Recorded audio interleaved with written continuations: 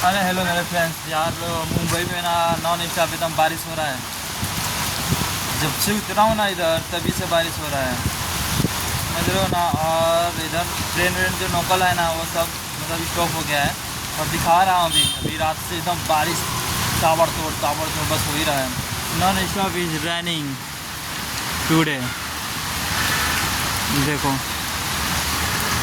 बारिश का ऐसा बहुत इधर वो है। अभी ना घूमने लायक अभी अगर कोई आना चाहता है ना मुंबई में तो भाई घूमने अभी मत है। अभी तो मैं बोलूँगा अभी घर पे आराम करो। तो चलो हम तो आ गए इधर घूमने के लिए, लेकिन एकदम बारिश एकदम चल पड़ एकदम बारिश, लेकिन अच्छा है मौसम सब हरी भरी। देखो मेरे मेरे सामने कितना ये घास वास है, ये कितना पेड़ है देख रहे हो ना।